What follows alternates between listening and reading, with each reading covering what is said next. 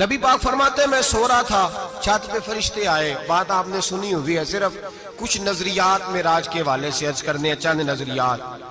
نبی پاک فرماتے ہیں حضرت جبریل نے چھت کے اوپر سے انہوں نے تھوڑا سا حصہ کھولا، چھت پھاڑی. ہمارے نا دیہاتوں میں لکڑی کی جو چھت ہوتی تھی نا، اس پہ ایک بندہ بھی اگر چلتا تھا نا تو گھر کے جو بزرگ ہوتے تھے کہتے تھے پتہ کرو چھت پہ بندہ ہے کوئی. ایک آدمی فٹافٹ بزرگ جاگ جاتے تھے، کہتے پتہ کرو بھائی. بلکہ ساتھ والے کو آواز دیتے تھے، دروازہ کھولتے تھے. ہوتا تھا کہ نہیں ہوتا تھا؟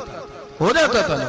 او بھائی 1.5-2 لاکھ بندہ چھت پہ چلے، اللہ کے رسول فرما رہے میں سو رہا ہوں.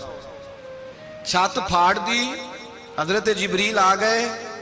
نبی پاک صلی اللہ علیہ وسلم کے پاس 70 ہزار فرشتہ ساتھ ہے، آ کے کھڑے ہو گئے. میکائیل سے اسرافیل سے مشورہ کر رہے ہیں حضور کو کیسے جگائیں. نبی پاک فرماتے ہیں میں سو رہا ہوں. حالانکہ بخاری میں لفظ ہے، نبی پاک فرماتے ہیں میری آنکھیں سوتی ہیں، دل تو میرا ہر وقت جاگتا رہتا ہے. نبی کریم سید عالم صلی اللہ تعالی علیہ وسلم فرماتے ہیں میں سویا رہا. اب حضور آرام کہاں کر رہے تھے؟ زمین پہ. آرام کہاں کر رہے تھے؟ حضور علیہ السلام زمین پہ آرام کر رہے تھے. جناب جبریل جھکے. کتنا جھکے کہ حضور کے قدم ہی چوم لیے. نبی پاک کے قدم تو کتنا جھکے ہوں گے جی؟ رکوع تک. جی میں نہیں جی گل کی سجدے دی، تساں کیتی جے. فتویٰ لگا تواڈے تے لگنا جی. کہاں تک لگی؟ کہاں تک جھکے؟ اعلیٰ حضرت کہتے ہیں حضرت جبریل نے سجدہ نہیں کیا نبی پاک. میرے اعلیٰ حضرت کا کمال یہ ہے کہ شریعت بھی بچ جاتی ہے اور عشق کو بھی پورا سکون مل جاتا ہے. اعلیٰ حضرت فرماتے ہیں جناب جبریل نے سر پہ تاج پہنا تھا اور تاج میں موتی لگے ہوئے تھے. وہ موتی نبی پاک کو سجدہ کرنے لگ گئے. وہ موتی نبی پاک کو دیکھیں فاضل بریلوی کے قلم کا حسن، فرمانے لگے تاج روح القدس کے موتی جنہیں سجدہ کرے. تاج روح القدس کے حضرت جبریل کے سر کے تاج پہ جو موتی ہیں وہ نبی پاک کو سجدہ کر رہے ہیں. نبی کریم یہاں کوئی بندہ، اب تو خیر لوگ ہاتھ بھی کسی کے چومتے ہیں تو خود نہیں اوپر ہوتے، ہاتھ ہی اوپر کر لیتے ہیں.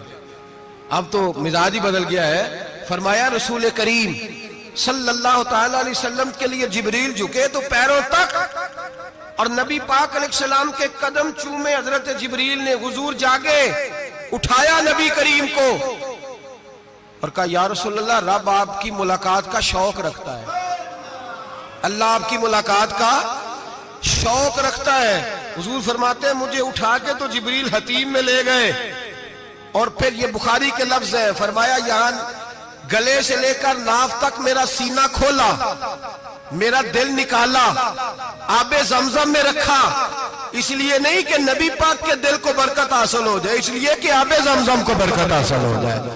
امتی رج رج کے پیئے کہ یہ وہ والا زمزم ہے جس نے ہمارے مصطفیٰ کے قلب اطہر کو چوما ہوا ہے. نبی پاک صلی اللہ علیہ وسلم فرماتے ہیں میرے سامنے کھولا اور میں دیکھتا بھی رہا.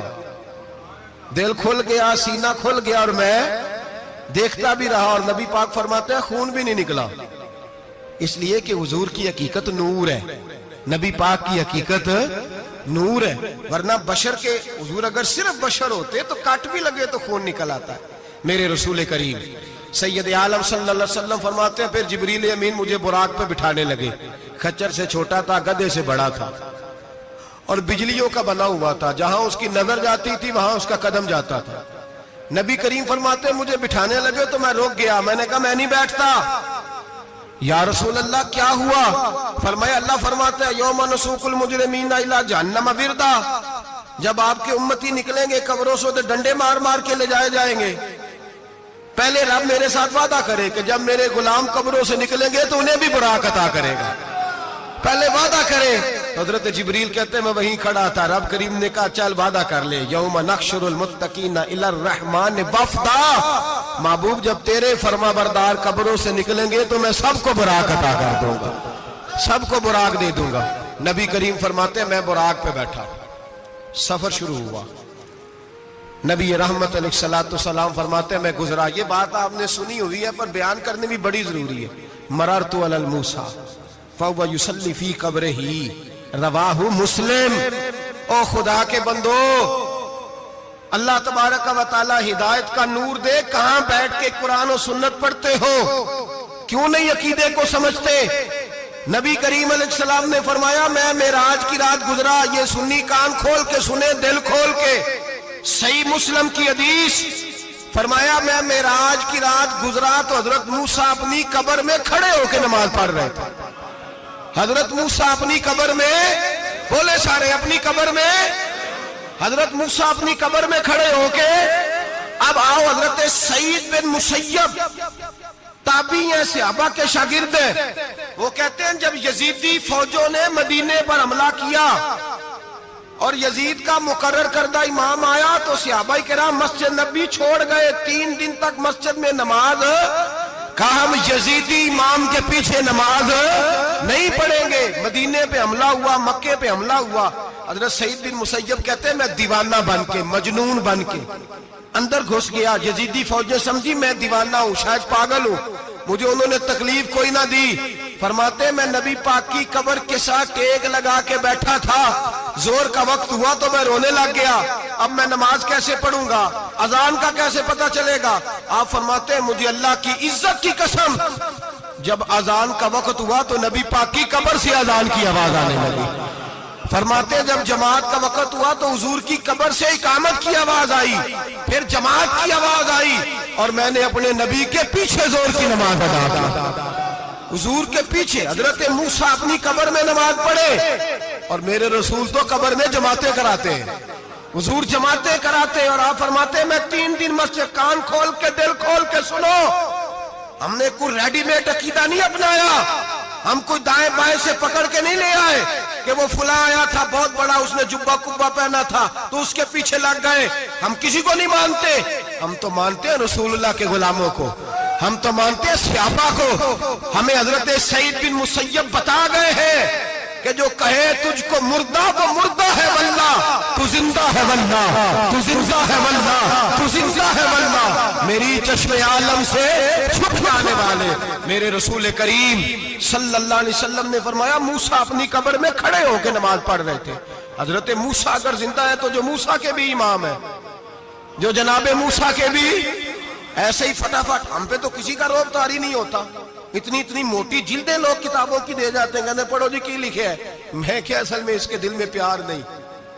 اس نے صرف محمد لکھ کے صلی اللہ علیہ وسلم لکھا ہے. یہ تھوڑی دیر بیٹھتا بریلی کے امام کے پاس تو اسے بتاتے ہیں حضرت محمد نے لکھنا چاہیے، لکھنا چاہیے امام الانبیاء، سرور کون و مکان، تاجدار حل عطا. لکھنا چاہیے مشکل کشا، حاجت روا، حبیب خدا محمد مصطفیٰ صلی اللہ. تمہیں تو نام نہیں ڈھنگ سے لکھنا آتا، تم مصطفیٰ کی بات کیا کرو گے؟ تمہیں کیا خبر؟ میلاد کی بات آئے تو جائز نہیں، معراج کی بات آئے تو کہتے ہیں خواب میں ہوئی تھی. کیا بغض ہے، رٹا کیا ہے؟ اعلیٰ حضرت فرماتا ہے کھائے تجھ کو تپے سکر، تیرے دل میں کس سے بخار ہے؟ حضور کی شان کی بات آتی ہے تو اڑ جاتا ہے. ابو بکر صدیق سے پوچھ، ابو جہل نے آ کے کہا تیرا رسول کہتا ہے میں 18,000 سال کا سفر 1 منٹ میں طے کر آیا ہوں، زمین جنت دوزخ ہر شے دیکھ آیا. ابو جہل کہہ رہا ہے. ابو بکر صدیق فرمانے لگے اگر محمد عربی نے کہا تو آ کر ساتھی کہا ہے، اگر رسول اللہ نے کہا تو آ کر ماننے والا، عقیدہ بنا ماننے والا. ایسے لوگ سڑک پہ بیٹھ کے بات کر دیتے ہیں اور فٹافٹ سنی بھی مسئلہ پوچھنے آ جاتا ہے، کہتا ہے جی وہ فلانا مولوی وہ کون ہوتا ہے، کون ہے وہ، کس کی بات کر رہے ہو؟ بات کرنی ہے تو ابو بکر صدیق کی کرو، عثمان غنی کی کرو، مولا علی کی کرو، انس بن مالک کی کرو، طلحہ اور زبیر کی کرو. ہم کسی دائیں بائیں والے شخص کی بات نہ کرتے نہ سنتے. ہم پہ نہیں کسی بندے کا روب طاری ہوتا. ہم کہ چل دوڑ جا. ہم تجھے کیا سمجھتے ہیں؟ ہم تو سمجھتے ہیں اس کو جس کی بات سے رسول اللہ کی پیار کی خوشبو آتی ہے.